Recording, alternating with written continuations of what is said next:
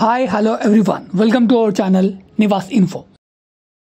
ఈరోజు టాపిక్ వచ్చేసేసి మనకు రెగ్యులర్గా చాప్టర్ నుంచి టాపిక్ కాకుండా మనం ఎలా చదవాలి, బెస్ట్ స్కోర్ ఎలా చేయాలి అనే దాని గురించి ఈ వీడియోలో చూద్దాం.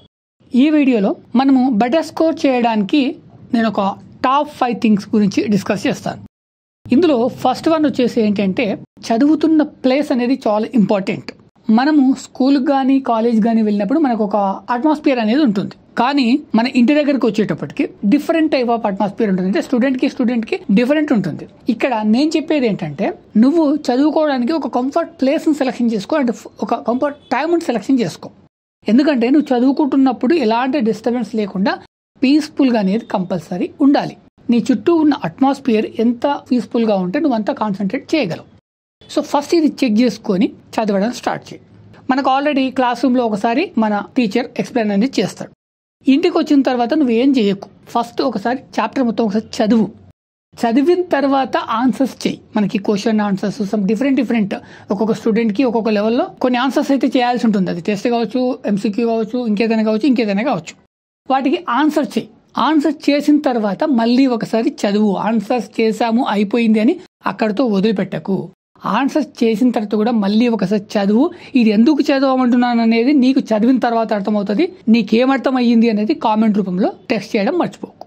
సో ఇది ఫస్ట్ చదువు, ఆన్సర్ చెయ్యి, మళ్ళీ చదువు. ఇది నేను చెప్పే ఫస్ట్ థింగ్.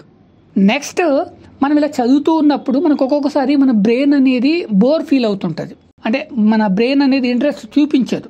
ఇలాంటి టైంలో బ్రేక్ తీసుకో. ఎందుకంటే కంటిన్యూటీ అనేది ఎక్కడ కూడా వర్కౌట్ కాదు. మనము కంప్యూటర్ కాదు, మనం ఎలక్ట్రానిక్ డివైస్ కాదు. మనకంటూ ఒక టైం తర్వాత కొంచెం రెస్ట్ అనేది అవసరం. అట్ ద సేమ్ టైం మన బ్రెయిన్ కూడా అదే అడుగుతుంది. అది స్టూడెంట్కి డిఫరెంట్ ఉంటుంది. ఎందుకంటే ఎన్ని నిమిషాలు చదివి బ్రేక్ తీసుకోవాలి, ఎన్ని గంటలు చదివి బ్రేక్ తీసుకోవాలి అనే క్వశ్చన్ నువ్వు వేయకు. నీ బ్రెయిన్ ఏం చెప్తుంది నువ్వు విను ఫస్ట్. సో నీ బ్రెయిన్ ఎంతవరకు యాక్సెప్ట్ చేస్తుంది? ఒక హాఫ్ అన్ అవర్ చదివావు, బోర్ కొట్టింది, లేదా 1 అవర్ చదివావు, బోర్ కొట్టింది, ఒక 5 to 10 minutes బ్రేక్ తీసుకో. At the same time break టైంలో నువ్వేం చేస్తున్నావు, ఇది కూడా ఇంపార్టెంట్. ఎందుకు అంటే బ్రేక్ టైంలో నీ బ్రెయిన్కి నువ్వు వేరియేషన్ చూపించకపోతే మళ్ళీ నీకు స్టడీ మీద ఫోకస్ అంతగా ఉండదు. ఇంతకుముందు నువ్వు 30 minutes అవుతే నెక్స్ట్ నీకు 15 minutesకే మళ్ళీ బోర్ కొడుతుంది. సో దీనికోసం నేను తీసుకునే వేరియేషన్ ఏంటంటే మ్యూజిక్ వినడం. నేను విజువల్గా టీవీ అవి చూడను, ఎందుకంటే అది మళ్ళీ కంప్లీట్ వేరే ప్రపంచంలోకి తీసుకెళ్తుంది. బట్ నాకు కావాల్సింది ఇక్కడ ఏంటి, బ్రెయిన్కి రిలాక్సేషన్. ఆ రిలాక్సేషన్ నాకు మ్యూజిక్లో దొరుకుతుంది. మీకు ఎక్కడ దొరుకుతుంది? చుట్టూ ఉన్న వాతావరణం చూస్తేనా, ఇంకేదైనా. నేనైతే ఒక సాంగ్ వింటాను. నాకు ఇష్టమైన బెస్ట్ సాంగ్ ఏది పడితే అది కాదు, తెలియని ఏదో కొత్తగా వచ్చింది కానీ దాన్ని ట్రై చేయను. నేను ఆల్రెడీ విని నాకు ఒకటి స్టోర్ అయిపోతుంది ఈ మ్యూజిక్ నాకు నచ్చింది అనేది. సో అట్లాంటిది ఒక సాంగ్ వింటాను, మళ్ళీ బుక్ చేతపడతాను. ఇది నేను చెప్పే సెకండ్ వన్. థర్డ్ వన్ వచ్చేటప్పటికి మనకు చదువుతున్నప్పుడు కొన్ని విషయాలు ఎన్నిసార్లు చదివినా నోట్ అవ్వవు. అట్లాంటి వాటిని ఏం చేయాలి అంటే మన రూమ్లో మనం ఉండే ప్లేస్లో థిక్ నోట్స్, సో కొన్ని నోట్స్ పైన పెద్దగా నోట్స్ పైన రాసి మన రూమ్లో అతికించుకోవాలి. దానివల్ల ఏమవుతుందంటే మన నార్మల్ టైంలో కూడా మన దృష్టి అనేది వాటి పైకి వెళ్తుంది.